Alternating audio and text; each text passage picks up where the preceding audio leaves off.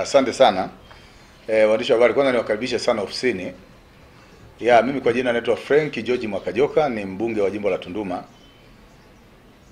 Naam. Tumeweza kujaribu kusikia mengi sana yakizungumzwa katika mji wako, katika jimbo lako. Mengi ambayo ufafanuzi wake ulikuwa unahitajika mpaka tuweze kukutana na wewe pia na uongozi mwingine. Kuna mengi yanayozungelewa sasa, swala la kuweza kuondoa ushirikiano. Unaweza ukatuelezea kidogo juu ya swala hili? Kuhusiana na swala la kuondoa ushirikiano ambalo nafikiri mtakuwa mmelisikia na kwenye vyombo vya habari, watu wengi wameona, ni kwamba mkuu wa wilaya ametoa vipeperushi vyake ambavyo kwa kweli haviko kisheria. Akawa ametuandikia sisi kama waheshimiwa madiwani pamoja na wenye viti wa mitaa kwamba anaondoa ushirikiano na wenye viti wa mitaa pamoja na madiwani.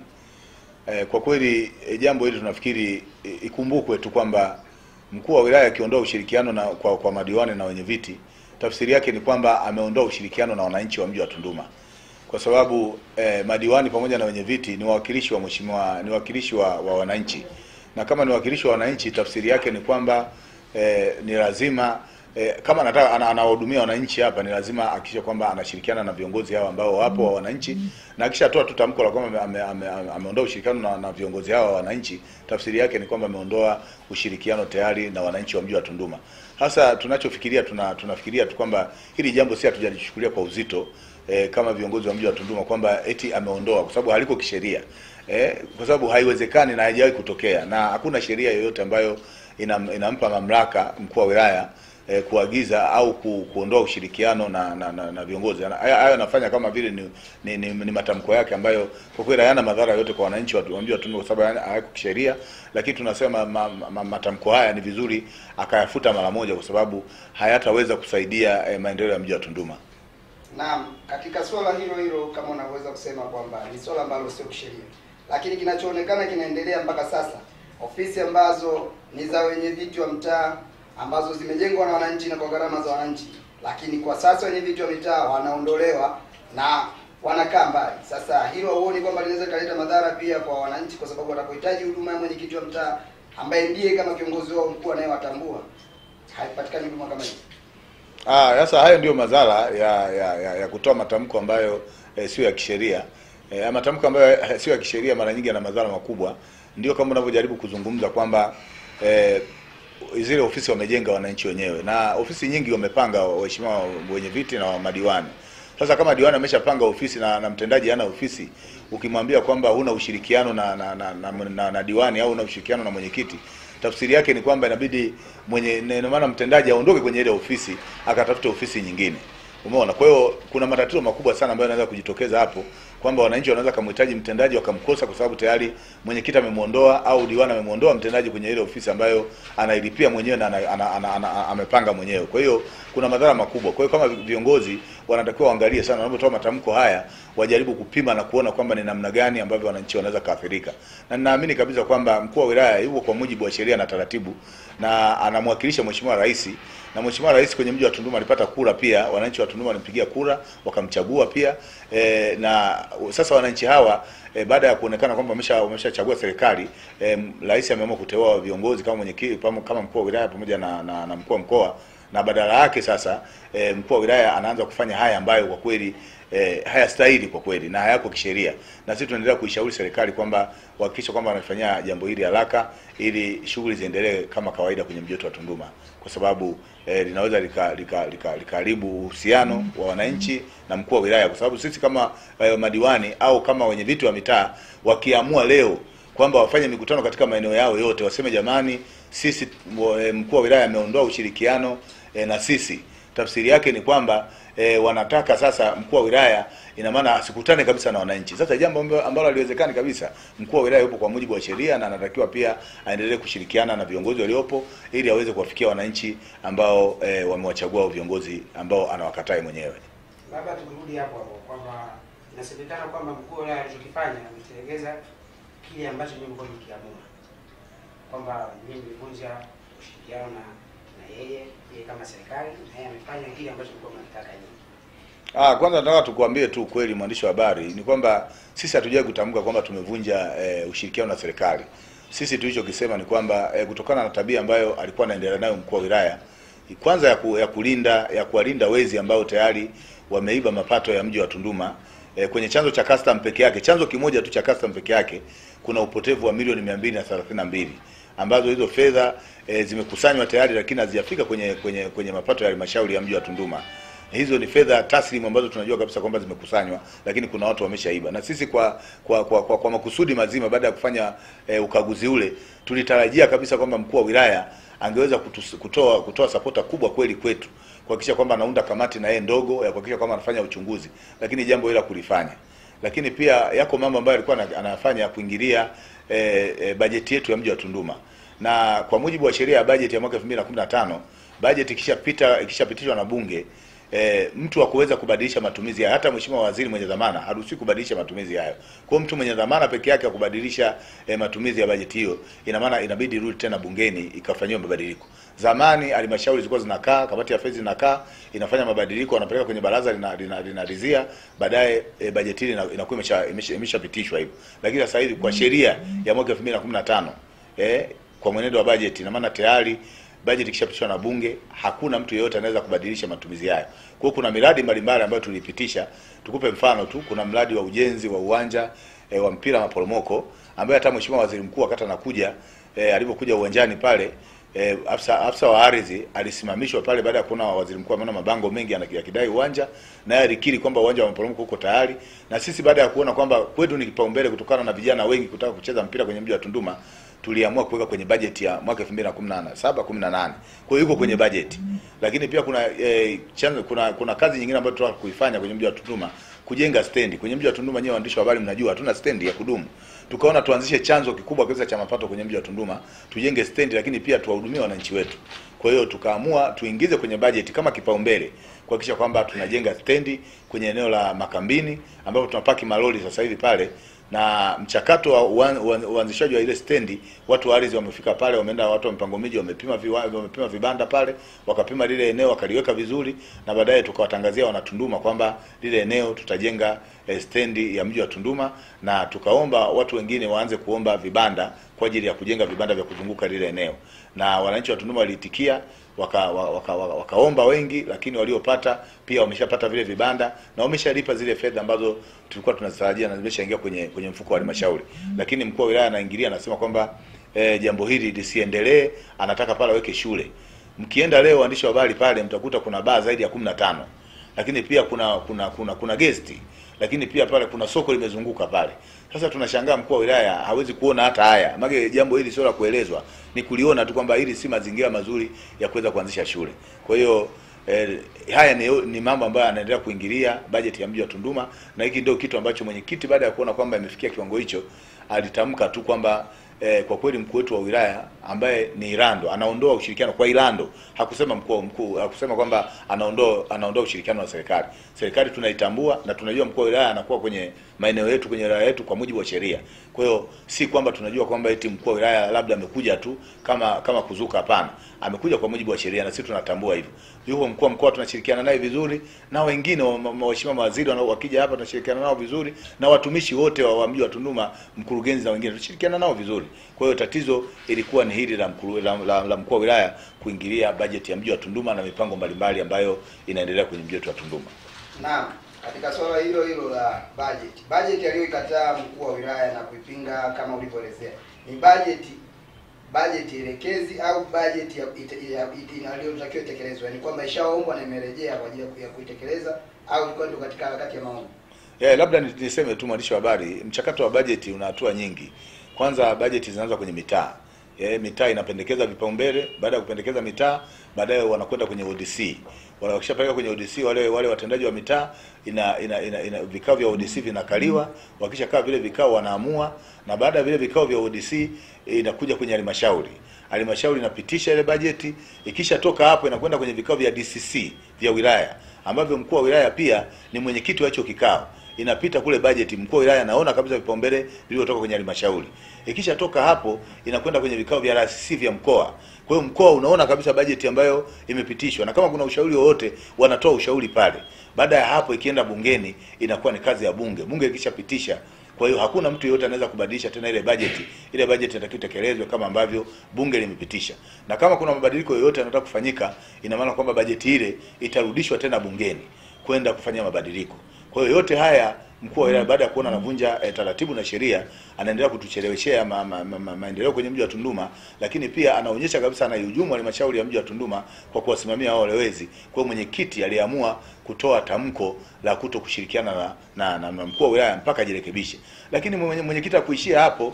Mwenyekiti aliamua tena kumwandikia mkuu wa mkoa barua akimtaka mkuu wa mkoa hakikishe kwamba anakuja kusuluhisha jambo hili, kwa sababu tayari mkuu wa wilaya alikuwa ameshaanza kufanya kazi vibaya. Kwa hiyo ameandikiwa barua, mpaka sasa hivi tunasubiri majibu kwa mkuu wa mkoa, na pia mwenyekiti amekwenda pia na waheshimiwa madiwani kwenda kujiridhisha kwa mkuu wa mkoa kwamba alipata hiyo barua, na yeye amekiri kwamba amepata na anashughulikia jambo hili. Tuna matumaini makubwa kwamba mkuu wa mkoa atalishughulikia jambo hili kwa haraka sana, kwa sababu jambo linalofanyika kwenye mji wa Tunduma na mkuu wa wilaya liko kinyume cha utaratibu na sheria.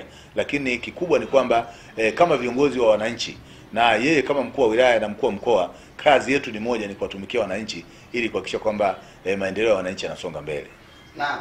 Kwa mitaani ambako wananchi walioko, watu waliokuchagua wawakilishi ambao unawawakilisha wanatambua tofauti kwamba maelezo waliopata kwa watu yanaendelea kusambaa ni kwamba imevunjwa halmashauri. Je, unaweza kuitafsiri vipi kauli hii? Kwanza nataka niwahakikishie tu wananchi wa mji wa Tunduma kwamba kuvunja halmashauri ni mchakato mzito. Kuvunja halmashauri ziko sheria na taratibu ambazo zinafuatwa. Na kuvunja halmashauri ni ya mtu mmoja tu, waziri mwenye dhamana ndio ana uwezo wa kuvunja halmashauri. Sio kila mtu atanaweza kaamka, hata mkuu wa mkoa hawezi kuvunja halmashauri. Wala waziri wa kawaida waziri mwingine yeyote hawezi kuvunja halmashauri. Kwa hiyo kuvunja halmashauri kuna sheria na taratibu zake. Lakini pia kuna vigezo ambavyo vinasababisha halmashauri ivunjwe. Sisi hatuko kwenye vigezo hivyo vya halmashauri kuvunjwa. Kwa hiyo hawa wanaozungumzwa ni watu ambao hawaitakii mema halmashauri ya mji wa Tunduma, lakini pia ni watu ambao wanafanya siasa badala ya kusikiliza uhalisia na kusoma sheria zinasema nini kuhusiana na halmashauri kuvunjwa. Kwa hiyo wanazungumza tu, ni maneno yao tu. Unajua ndugu mwandishi wa habari, wako watu hapa sasa hivi baada ya kuona sisi tumeshinda na sisi ni viongozi katika mji wa Tunduma, na wao wanatafuta nafasi ya kuhakikisha kwamba wanaendelea kutudhoofisha. Kwa hiyo hawa wasisikilizwe kabisa na wananchi. Na wananchi wa Tunduma wakubali kwamba waliwakataa mwanzoni. Kwa kama waliwakataa, wataendelea kuwasikiliza hawa, watawapotosha. Sisi tunaendelea kuchapa kazi kwenye mji wa Tunduma, tunaendelea kufanya kazi na tunaamini halmashauri yetu haiwezi kuvunjwa kwa sababu tunatetea halmashauri yetu. Na haya yote yanayotokea, waandishi wa habari, lazima wananchi wetu wajue hiki ambacho kinatokea kwa madiwani wetu kukamatwa na mambo mengine. Sisi tunatetea mji wa Tunduma. Hebu fikirieni kama tungekuwa hatupo sisi. Yaani kama tungekuwa hatupo sisi tunaotetea mji wa Tunduma. Tunduma ingekuwaje? Leo wamachinga wanapata shida, wanafukuzwa barabarani. Ukienda Dodoma pale, ukienda Nyerere Square, wamepewa barabara wanafanya biashara. Lakini ukienda kwenye ile barabara kubwa ya kutoka Dodoma, ya kutoka bungeni pale kuelekea mjini, utaona kabisa kwamba wafanyabiashara wanafanya biashara zao vizuri sana. Ukifika Singida, kuna barabara zimefungwa pale, wanafanya biashara. Lakini Tunduma imekuwa ni tatizo. Leo hii kila dakika anataka kuwakamata wa machinga, ananyang'anya mizigo ya wana machinga. Wewe unafika mahala, mwananchi wa kawaida, mama ambaye anauza ndizi, mama anauza mboga, unanyang'anya mboga zake, anauza ndizi, unanyang'anya ndizi za mama, anauza machungwa, unanyang'anya machungwa. Ina maana kwamba tusingekuepo sisi ambao tunakemea haya mambo, lazima sasa hivi Tunduma ingekuwa katika hali mbaya sana. Kwa hiyo lazima wananchi waendelee kukumbuka walikotoka, kwamba sasa hivi tunataka kuhakikisha kwamba wananchi wetu wanakaa katika hali ya usalama na wanafanya biashara zao. Na tunamuonya sana mkuu wa wilaya ajue kabisa kwamba sisi ni viongozi, tumechaguliwa kwa mujibu wa sheria, na tunapopitisha mambo kwenye baraza la madiwani au kwenye vikao vya kamati mbalimbali vya halmashauri, ile ni sheria, ni mamlaka ambayo tulishapewa kwa mujibu wa sheria, na si kwamba tunajikurupukia tu, ni kwa mujibu wa sheria. Kwa hiyo tunaposema kwamba barabara yetu moja ya halmashauri tunaibadilisha kuhakikisha kwamba wafanyabiashara wadogo wanaweka mizigo yao pale, tafsiri yake ni kwamba tunakuwa tumeshaamua, na kama tumeshaamua tunaamua kwa maslahi ya wananchi, sio kwa maslahi ya mtu mwingine. Sasa leo anasema kwamba haiwezekani mfanyabiashara mpakani. Na ndio maana nilikuwa nasema siku zote kwamba unajua wateule wa rais ambao wanaletwa kwenye maeneo mbalimbali lazima waangalie na jiografia anakotoka. Unamchukua mtu ambaye ametoka maeneo ambayo hakuna mpaka, hawezi kujua kama kuna wafanyabiashara wa mipakani. Wafanyabiashara wa mipakani wanasubiri wageni wanaopita kwenye mpaka. Kwa hiyo lazima kuwe na soko ambalo liko jirani kabisa na mpaka, ili yule mgeni anayepita kwenye ule mpaka aweze kupata bidhaa ambazo anaweza akazinunua kwa kipindi hicho. Leo unamwambia mtu aende kilomita 3 kutoka mpakani wakafanya biashara Machinga maana viatu vitatu viwili. Jambo hili ni gumu sana. Kwa hiyo mimi nilikuwa nataka niseme tu kwamba natoa tu ushauri, na ndio maana mmeona hata pale getini pale custom kati ya TRA na ZRA ya Zambia pale kuna mji mkubwa kabisa kule Ukika hili kule. Na watu wamewekeza kule, kuna Tazara, kuna Migombani, lakini pia kuna Mji Mwema. Watu wamewekeza kule. Lakini mpaka leo huwezi kuamini wameweka mataruma kuwazuia wananchi wasipite, eti wanasema magendo yanapita pale. Ni mtu gani mwenye magendo anaweza kupitisha magendo kwenye eneo la TRA? Magendo yanapita huko pembeni. Ukienda kwenye mpaka wa Tunduma kuna kilomita karibuni 120 kati ya Tunduma, Momba pamoja na Zambia huko. Huko ndio kuna barabara, magendo yanaweza kupita kule. Cha msingi siku zote tunaendelea kuishauri serikali waongeze magari, kuwapa polisi, kuwapa TRA magari mazuri ili waweze kufanya patrol. Lakini kuzuia barabara pale wananchi wasipite, kwa kweli yale yote ni manyanyaso ambayo wananchi wa mji wa Tunduma wanamlalamikia sana mkuu wa wilaya. Na tumkumbushe tu Mheshimiwa Rais, malalamiko yaliyopo kwenye mji wa Tunduma kwa ajili ya mkuu wa wilaya ni makubwa mno. Ni makubwa kupita kiasi. Wananchi wanalalamika, wanapigwa, wananyang'anywa mali zao, wanaumizwa. Kwa hiyo mpaka wageni sasa hivi wanaokuja kwenye mji wa Tunduma wamekuwa na wasiwasi kwa sababu yako mabomu yanayopigwa ya ovyo ovyo tu ambayo hayakuwa na msingi kabisa. Kwa nini mabomu yapigwe wakati mpaka huu ni mpaka mkubwa sana? Huu mpaka, waandishi wa habari, ndio nguzo kubwa ya bandari ya Dar es Salaam. 71% ya mizigo inayoshuka kwenye bandari ya Dar es Salaam inapita Tunduma. Tafsiri yake ni kwamba mpaka wa Tunduma ni chanzo kikubwa sana cha mapato ya mji wa Tunduma. Kwa hiyo kinahitaji kiongozi ambaye atatumia sana diplomasia kuliko kutumia nguvu. Kwa hiyo kiongozi yote ambaye ataletwa hapa anatumia nguvu, tafsiri yake kwanza anaua bandari ya Dar es Salaam, lakini pia anaua uchumi wa mji wa Tunduma. Kwa hiyo haya yote tunaendelea kutoa ushauri ili serikali jaribu kuangalia ni namna gani wanaweza kuhakikisha kwamba ustawi wa mji wa Tunduma unakuwa mzuri. Na sisi tumesha hapa viongozi wa mji wa Tunduma. Na ndio maana wananchi wanafikiri kwa nini tumekaa kimya. Tuna uwezo mkubwa sana wa kusema na kuamua jambo lolote kwenye mji wa Tunduma. Lakini tumesema mji wa Tunduma huu tunaupenda, tunapenda mpaka wa Tunduma, tunapenda bandari yetu ya Dar es Salaam, tunapenda wageni wetu waendelee kupita kwenye mpaka huu, na tunapenda bandari ya Dar es Salaam endelee kustawi zaidi kwa sababu inategemea mpaka huu. Kwa hiyo tumewatuliza wananchi wetu, tumesema tulieni, tunaendelea kufanya hii kazi kuhakikisha kwamba tunaendelea kuongea na viongozi wakubwa, tunawapa taarifa maeneo mbalimbali. Mpaka sasa hivi maeneo mengi wana taarifa. Mpaka waziri mwenye dhamana tushampa taarifa. Kwa hiyo tuna uhakika kabisa kwamba endeleeni kutulia, tunajua mambo yatakwisha, yatakwenda vizuri kwa sababu hakuna kosa lolote tulilofanya. Kazi tunayoifanya ni kuwatetea wananchi wa mji wa Tunduma.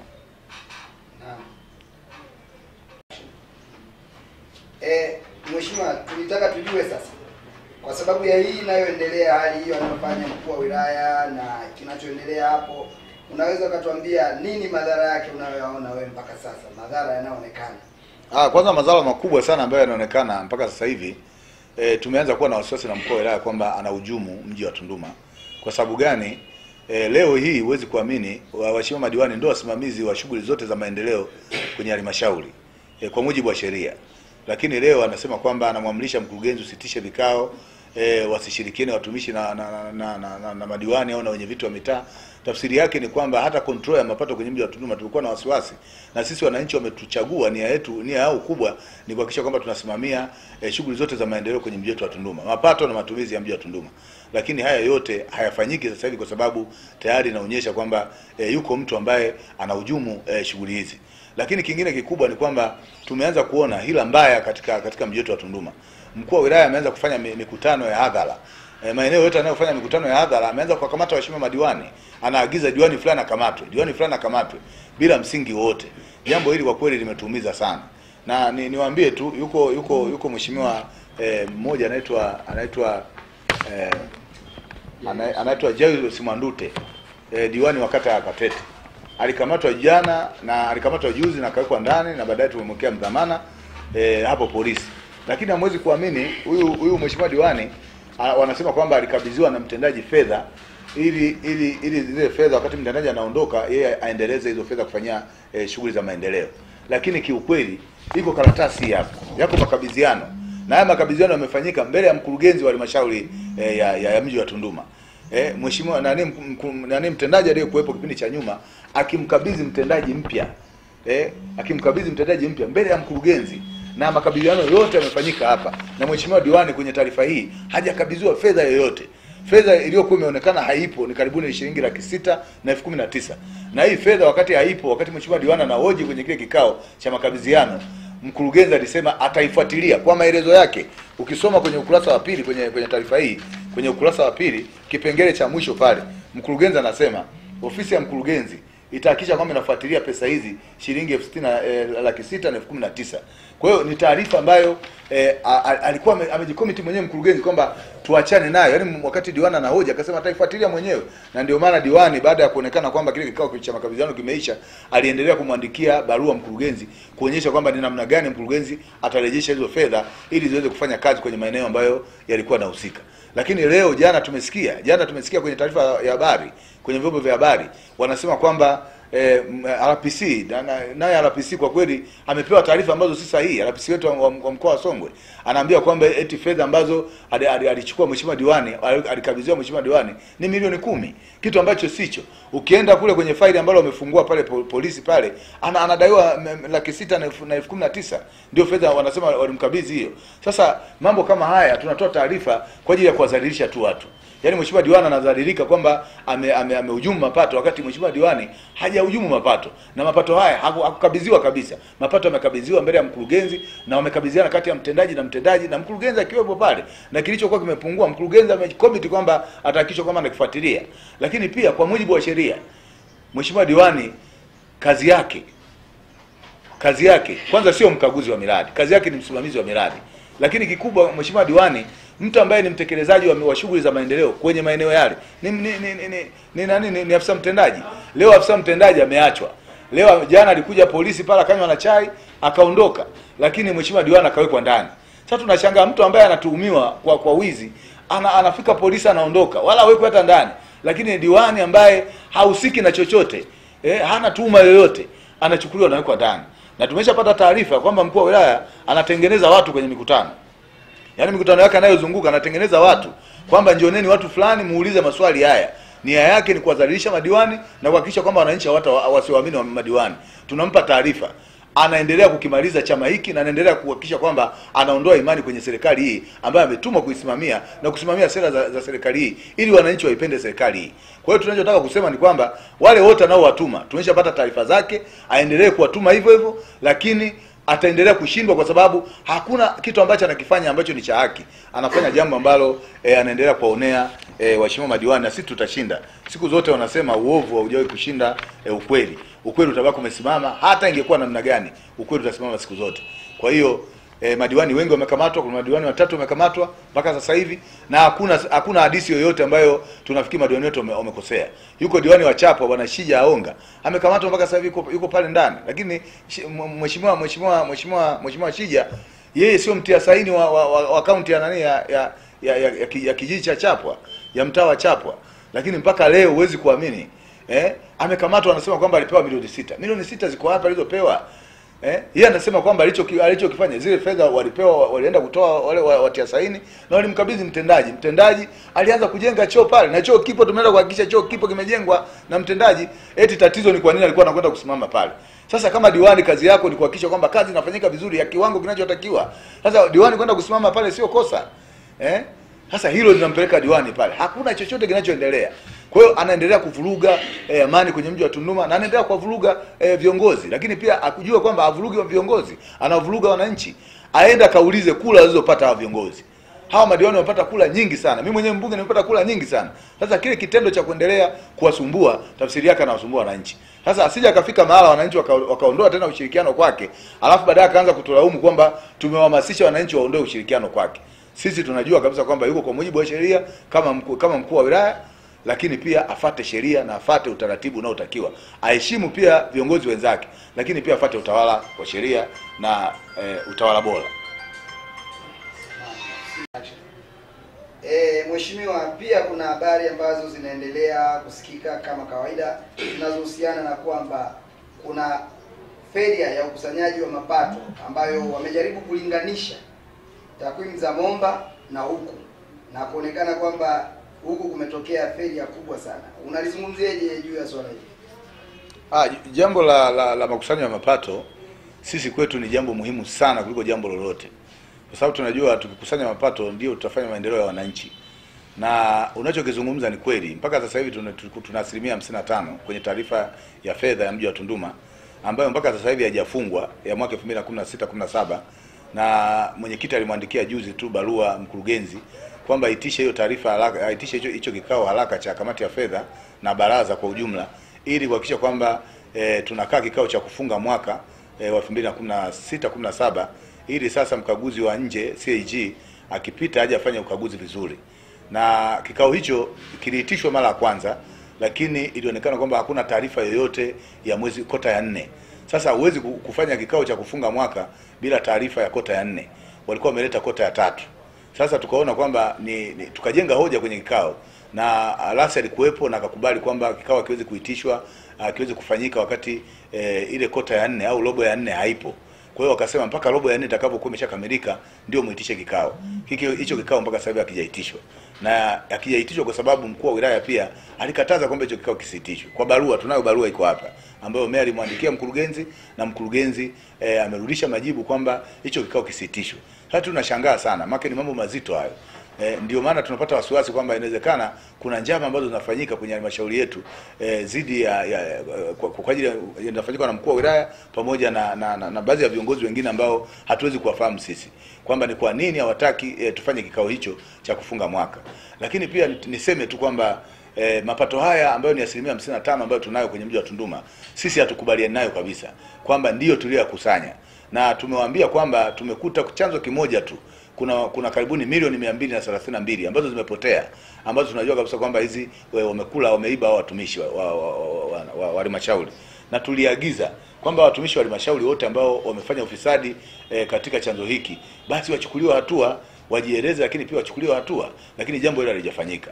Kwa hiyo tunaamini kwamba mapato inawezekana tulikusanya mengi, lakini kuna ubadhirifu mkubwa ambao umefanyika, na tulimwagiza mkurugenzi aunde tume au aunde kamati ya kuhakikisha kwamba ya wataalamu ambayo itahakikisha kwamba mapato haya yanakuwa wazi, na tunajua ni kiasi gani tulikusanya na kiasi gani ambacho kimepotea, na sasa hivi tuna kiasi gani ambacho tunacho.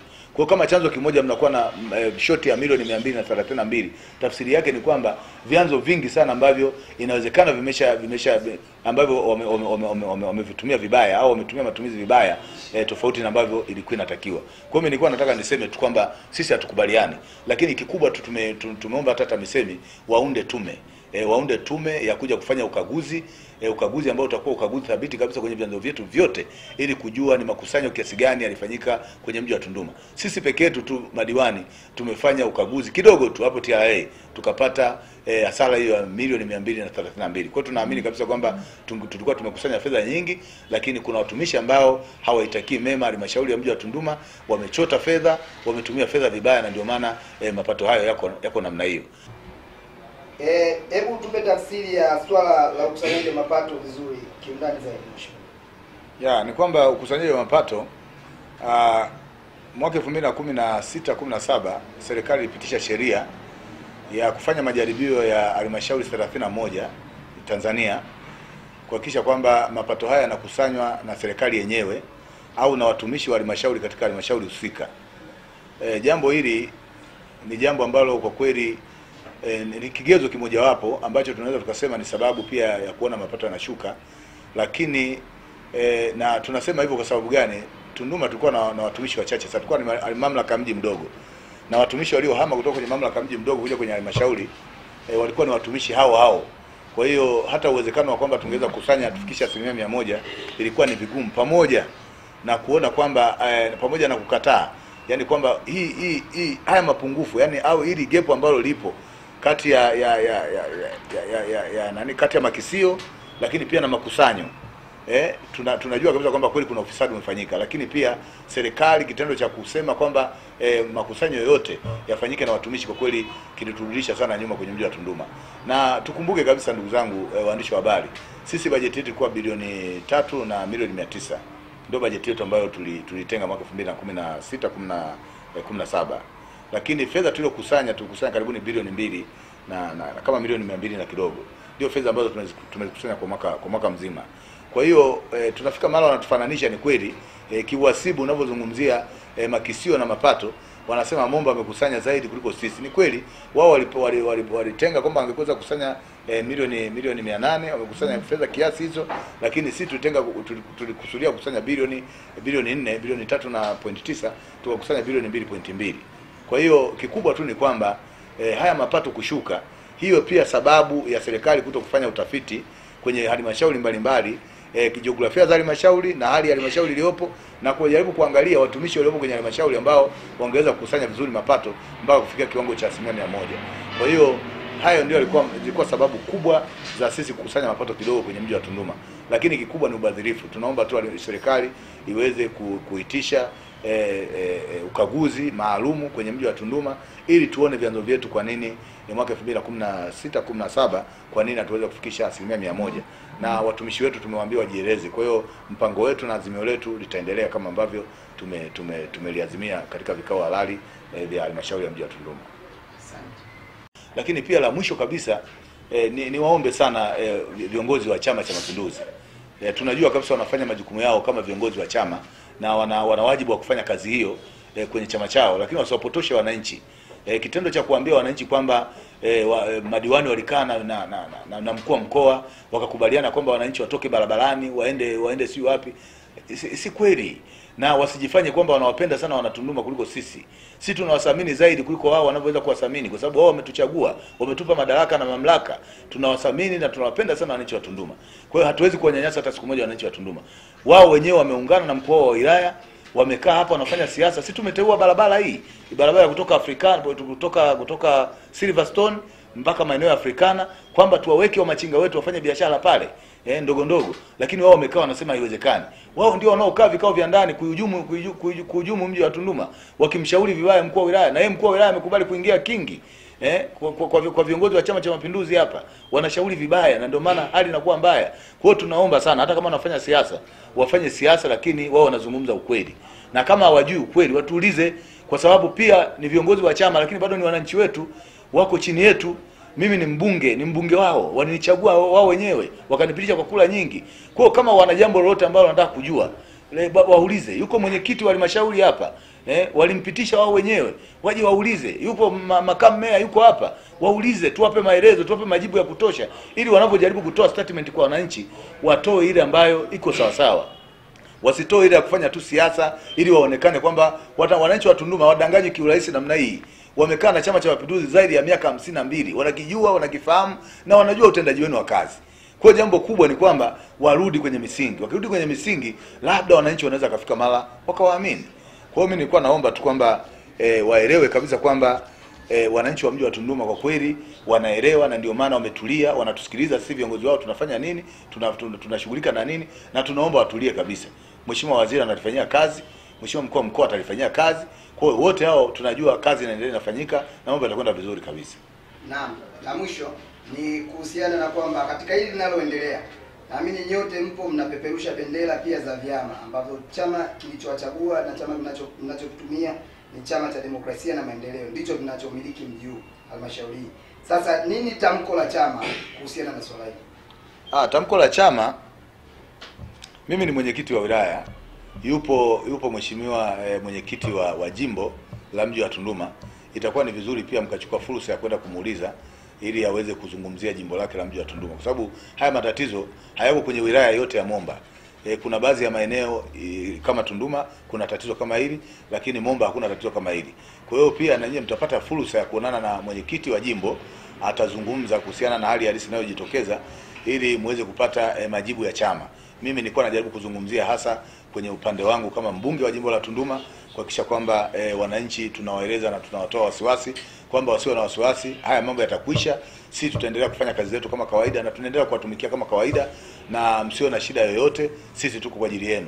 Vyama vyote, Chama cha Mapinduzi tuko kwa ajili yenu, kwa sababu mlituchagua, hamna namna, ni miaka 5 kama ambavyo Mheshimiwa Magufuli miaka 5, na sisi tusubirini miaka 5 tukomae na wananchi, tulete maendeleo kwa wananchi.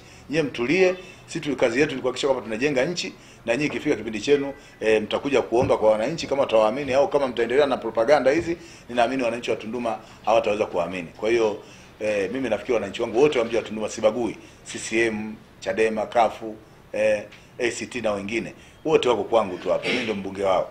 lakini pia yuko mheshimiwa meya, yuko makamu meya na viongozi wengine wapo. Tuendelee kushirikiana. Maendeleo tunayoleta kwenye mji wa Tunduma si kwa ajili ya wanachadema tu, ni kwa ajili ya Watanzania wote walioko hapa na wageni pia wanaopita hapa. Kwa ni maendeleo ya watu wote. Asante sana. Kushare, comment, like JTV, habari kiganjani mwako. Sawa. Kushare, comment, like JTV, habari kiganjani mwako. Sawa.